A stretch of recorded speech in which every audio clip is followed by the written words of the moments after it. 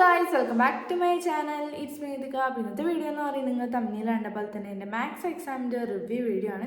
അപ്പോൾ നിങ്ങൾക്ക് എക്സാം എങ്ങനെയുണ്ടെന്ന് താഴെ കമൻറ്റ് ചെയ്യുക. അപ്പോൾ ഞാൻ എക്സാമിന് എങ്ങനെയാണ് പോയതെന്ന് വെച്ചാൽ ഒരു കുഴപ്പമില്ലാത്തൊരു എക്സാമൊക്കെ ആയിരിക്കും. ഒരു എബോ ആവറേജ് മാർക്കൊക്കെ വാങ്ങാൻ പറ്റും.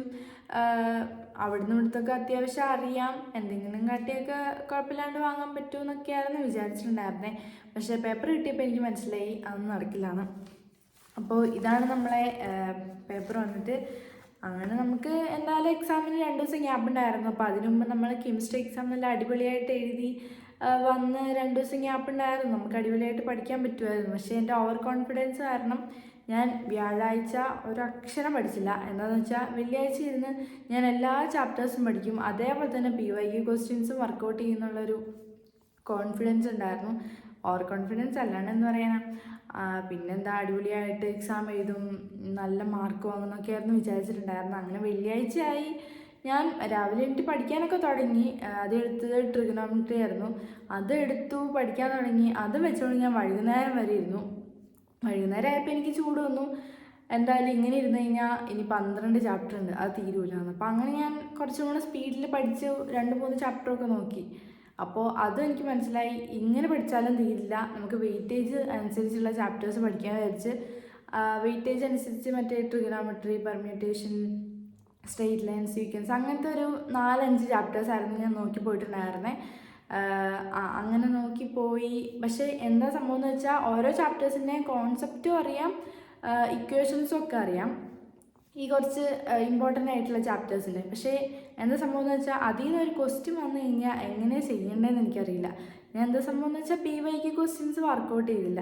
അങ്ങനെയായിരുന്നു ഞാൻ പോയിട്ടുണ്ടായിരുന്നത്. അപ്പോൾ എൻ്റെ മനസ്സിലെന്ന് പറയുന്നത് ഒരു മെയിനായിട്ട് ഇമ്പോർട്ടൻ്റ് വെയിറ്റേജുള്ള അത്യാവശ്യം കുറച്ച് ചാപ്റ്റേഴ്സിൻ്റെ അവിടെ നിന്ന് ഇവിടുത്തൊക്കെ എനിക്കറിയാം. അപ്പോൾ ക്വസ്റ്റ്യൻസ് വരുമ്പോൾ ഒപ്പിച്ച് എഴുതാം എന്നായിരുന്നു വിചാരിച്ചിട്ടുണ്ടായിരുന്നത്. പക്ഷെ സംഭവിച്ചത് ഒരു ക്വസ്റ്റ്യൻ പോലും എനിക്ക് മര്യാദയ്ക്ക് ആൻസർ ചെയ്യാൻ പറ്റിയിട്ടില്ല. എന്താണെന്ന് വെച്ചാൽ അത് ചോദിക്കുന്ന ക്വസ്റ്റ്യന് എങ്ങനെയാണ് നമ്മളെ ഇക്വേഷൻ ഇട്ട് ചെയ്യേണ്ടതെന്ന് അറിയില്ല. അപ്പോൾ അതാണ് സംഭവിച്ചത്. അപ്പോൾ ഇതാണ് നമ്മളെ ക്വസ്റ്റ്യൻ പേപ്പർ വന്നിട്ട്. 2 മണിക്കൂറായിരുന്നു എക്സാം ഉണ്ടായിരുന്നത്. 60 മാർക്കിൻ്റെ ക്വസ്റ്റ്യൻ പേപ്പറാണ്.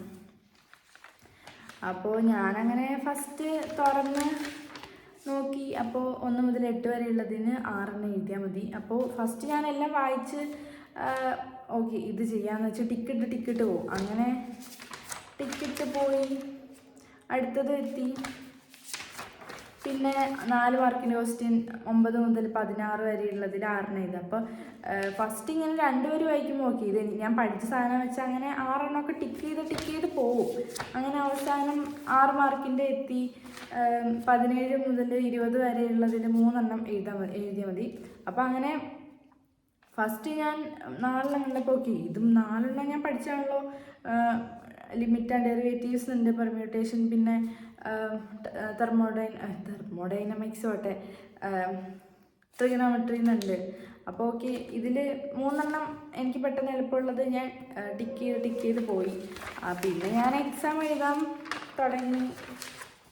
തുടങ്ങിയപ്പോൾ ഫസ്റ്റ് ക്വസ്റ്റ്യൻ കുഴപ്പമില്ല, സെറ്റ്സ് എന്നായിരുന്നു. അപ്പോൾ അത് ശരിയാക്കി. പിന്നെ വന്നപ്പോഴാണ് മനസ്സിലായി ഇതെങ്ങനെയാണ് ചെയ്യേണ്ടതെന്ന് എനിക്കറിയില്ല. ഇതൊക്കെ ഞാൻ പഠിച്ച സാധനങ്ങളാണ്, ഇതിൻ്റെ ഇക്വേഷൻസ് ഒക്കെ അറിയാം. പക്ഷേ ഇതെങ്ങനെ ഇട്ട് ചെയ്യണം ഈ ചാപ്റ്റേഴ്സൊക്കെ പഠിച്ചാൽ, പക്ഷേ PYQ ക്വസ്റ്റ്യൻസ് വർക്കൗട്ട് ചെയ്യാണ്ടാണ് ഈ ബുദ്ധിമുട്ടുണ്ടായിരുന്നത്. അപ്പോൾ അങ്ങനെ പിന്നെ നമ്മളെ ഇങ്ങനെ ഓപ്ഷൻസുള്ള ക്വസ്റ്റ്യൻസൊക്കെ ഞാൻ തട്ടിക്കൂട്ടി എന്തോ എഴുതി. 2-3 അറിയാമായിരുന്നു, ബാക്കിയൊക്കെ തട്ടിക്കൂട്ടി എഴുതി. അങ്ങനെ നമ്മൾ 3 മാർക്കിൻ്റെ അത്യാവശ്യം കുഴപ്പമില്ലാണ്ട്, ബാക്കിനെക്കാട്ടും ഭേദം 3 മാർക്കിൻ്റെ ആയിരുന്നു. അത് അത്യാവശ്യം കുഴപ്പമില്ലാണ്ട് എഴുതി. 8 വരെ ഉണ്ടായിരുന്നു ചോദ്യം, അതിൽ 6 എഴുതി. പക്ഷേ അത് ശരിയാണോ എന്ന് എനിക്കറിയില്ല. അപ്പം അങ്ങനെ എഴുതി. അത് കഴിഞ്ഞു. പിന്നെ നമ്മുടെ 4 മാർക്കിൻ്റെ 9 മുതൽ 6 വരെ ഉള്ളതിൽ 6 എഴുതാൻ പറഞ്ഞു. അപ്പം ഞാനിതിൽ 6 ടിക്കറ്റ് വെച്ചായിരുന്നു. ഫസ്റ്റ് ഒരു വരി വായിക്കുമ്പോൾ ഈ ചാപ്റ്റർ ഞാൻ പഠിച്ചപ്പോൾ എനിക്കറിയാം. അങ്ങനെ നോക്കി സെറ്റ്സിനുള്ള ക്വസ്റ്റ്യൻസൊക്കെ അത്യാവശ്യം കുഴപ്പമില്ലാണ്ട് എഴുതി. ബാക്കിയുള്ളതാണ് ബുദ്ധിമുട്ടുണ്ടായിരുന്നത്. പെർമ്യൂട്ടേഷൻസിലൊക്കെ ഈ GP ഒക്കെ ഇട്ട് ചെയ്യുന്നത് ഞാൻ ഇക്വേഷൻസൊക്കെ പഠിച്ചു പോയപ്പോൾ അവിടെ നിന്ന് മറന്നുപോയത്. പിന്നെ അതെങ്ങനെ ഇട്ട് ചെയ്യേണ്ടതെന്നും അറിയില്ല. അപ്പം അങ്ങനെ ഞാൻ ടിക്കറ്റ് വെച്ച ക്വസ്റ്റ്യൻസൊക്കെ വായിച്ചു നോക്കിയപ്പോൾ എനിക്ക് ചെയ്യാനറിയില്ല. പിന്നെ ഞാൻ തട്ടിക്കൂട്ടി എന്തൊക്കെയോ വെച്ചു, പക്ഷെ ആൻസർ തെറ്റാ.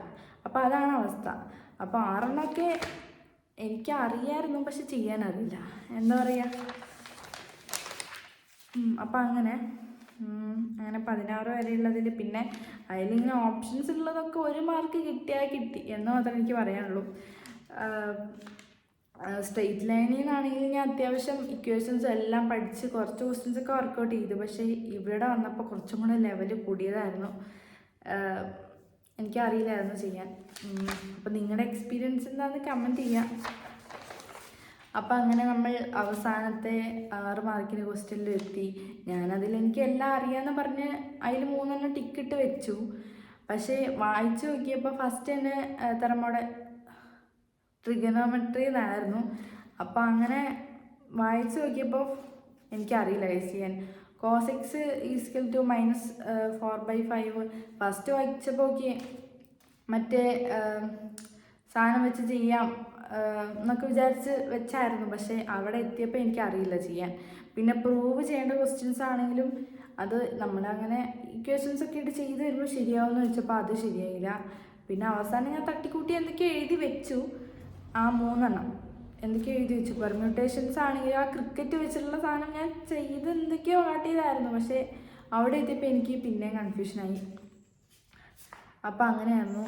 പിന്നെന്താ, കോണിക് സെക്ഷനിൽ ഇക്വേഷൻസും ആ സാധനങ്ങളും ഇതൊക്കെ വന്നു. പക്ഷെ ഇവിടെ വന്നപ്പോൾ ഈ ക്വസ്റ്റ്യൻ പോലെയല്ല ഞാൻ പഠിച്ചിട്ടുണ്ടായിരുന്നത്. ഇങ്ങനെ 5y² - 9x² = 36 അങ്ങനെയായിരുന്നില്ല ഞാൻ പഠിച്ചിട്ടുണ്ടായിരുന്നു. അപ്പോൾ ഇങ്ങനെ വന്നാൽ എങ്ങനെ ചെയ്യേണ്ടത്? ഞാൻ എന്താ PYQ ക്വസ്റ്റ്യൻസ് വർക്കൗട്ട് ചെയ്യാത്തതുകൊണ്ട്, അല്ലെങ്കിൽ ഇതൊക്കെ കിട്ടിയാൽ. അപ്പോൾ അതൊക്കെ ചെയ്തവർക്ക് എക്സാം ഈസി ആയിരിക്കും. പിന്നെ എലിപ്സ് അത് ഇതൊക്കെ കാണാൻ പറഞ്ഞതിൽ എനിക്കറിയില്ല ഗൈസ് ചെയ്യാൻ. ഞാൻ എന്തൊക്കെയോ കാട്ടിയായിരുന്നു ചെയ്തിട്ടുണ്ടായിരുന്നേ. അപ്പം അങ്ങനെ എനിക്ക് പറയാനുള്ളൂ. ഫസ്റ്റ് ഞാൻ ഒരു 2-3 ക്വസ്റ്റ്യൻസൊക്കെ നമുക്ക് പെട്ടെന്ന് ഈസി ആയിട്ട് ചെയ്യാൻ പറ്റുമെന്നൊക്കെ ഞാൻ ആദ്യമായിട്ട് ചെയ്ത് പോയി. അവസാനം മെല്ലെ ചെയ്ത് സമയം അവരായപ്പോൾ എന്തൊക്കെയോ തട്ടിക്കൂട്ടി എവിടുന്നൊക്കെ എന്തൊക്കെയൊക്കെയോ എഴുതി എന്തൊക്കെയോ കാട്ടി എക്സാം എഴുതിയിട്ട് തോന്നുന്നു. ജയിക്കുമോയെന്ന് തന്നെ അറിയില്ല.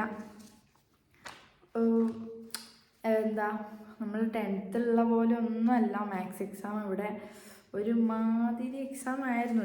എന്താ പറയുക, കെമിസ്ട്രീൻ്റെ അത്ര ടഫാണോ എന്ന് ചോദിച്ചാൽ അല്ല, പക്ഷെ അതിൻ്റെ തൊട്ട് താഴെ നിൽക്കും അങ്ങനെ പറയാം. സാധാരണ ഇപ്പോൾ ക്രിസ്മസ് എക്സാം ആണെങ്കിൽ അതിൽ കെമിസ്ട്രി, ഫിസിക്സ്, മാത്സ് അതിലിപ്പോൾ ഏതെങ്കിലും ഒരെണ്ണമായിരിക്കും ടഫായിരിക്കുക. ഈ പ്രാവശ്യം കെമിസ്ട്രി ഭയങ്കര ടഫായിരിക്കും അങ്ങനെയായിരുന്നു. പക്ഷെ ഇപ്പോൾ കെമിസ്ട്രി ടഫ്, മാത്സും ടഫ്. അല്ലെങ്കിൽ ഞാൻ 5 ചാപ്റ്റേഴ്സായിരുന്നു പഠിച്ചു പോയിട്ടുണ്ടായിരുന്നുള്ളൂ. നമുക്ക് മൊത്തത്തിൽ 12 ചാപ്റ്റേഴ്സ് ഉണ്ട്. അപ്പോൾ ബാക്കി 7 ചാപ്റ്റേഴ്സിൻ്റെ ക്വസ്റ്റ്യൻസ് അങ്ങനെ നടക്കുന്നു. പിന്നെ ഈ 5 ചാപ്റ്റേഴ്സിൽ എനിക്ക് അറിയില്ലാത്ത ക്വസ്റ്റ്യൻസ് വേറെ. അപ്പോൾ ഇതെല്ലാം സ്കിപ്പ് ചെയ്ത് ഏതൊക്കെയോ കുറച്ച് ക്വസ്റ്റ്യൻസ് ആയിരുന്നു എനിക്ക് മര്യാദയ്ക്ക് ചെയ്യാൻ അറിയുണ്ടായിരുന്നു. ബാക്കിയൊക്കെ ഞാൻ തട്ടിക്കൂട്ടി എന്തൊക്കെയോ എവിടുന്നൊക്കെ പഠിച്ചത് ഇങ്ങനെ എന്തൊക്കെയോ അങ്ങോട്ടും ഇങ്ങോട്ടും കാട്ടി എഴുതി വെച്ചു എന്ന് മാത്രം. അപ്പോൾ അങ്ങനെ പിന്നെ നമുക്കിങ്ങനെ പറഞ്ഞാൽ ആശ്വസിക്കാം. നമുക്കിനി അടുത്ത പ്രാവശ്യം നല്ല മാർക്ക് വാങ്ങാം. ഇത് തന്നെയാണ് എനിക്ക് എപ്പോഴും പറയൽ. അപ്പോൾ ഇനി നമുക്ക് ക്യാമ്പൊക്കെ തുടങ്ങി അടിപൊളിയായിട്ട് പഠിക്കാൻ ഗൈസ്. അപ്പോൾ സമയം ഉണ്ടായിരുന്നിട്ടും ഞാൻ മര്യാദയ്ക്ക് പഠിക്കാത്തതാണ്. റിഗ്രറ്റ് ചെയ്യുക സ്വന്തം എന്നാ പറയാനുള്ളൂ. പിന്നെന്ന് പറയുമ്പോഴത്തേക്കും +1 നമ്മളെ മെയിനായിട്ടുള്ള എക്സാം എന്ന് പറയുന്നത് ആദ്യത്തെയാണ്. ഇത് മാത്സ്.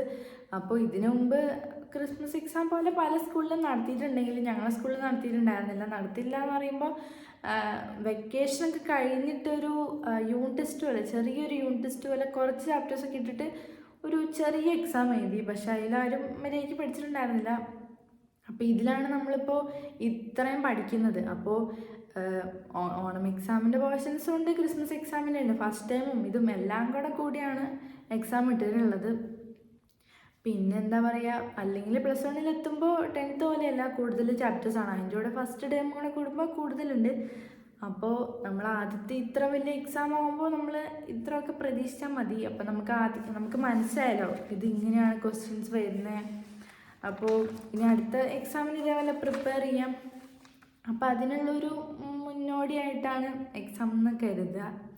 അപ്പോൾ അതാണ് എനിക്കിപ്പോൾ പറയാനുള്ളൂ.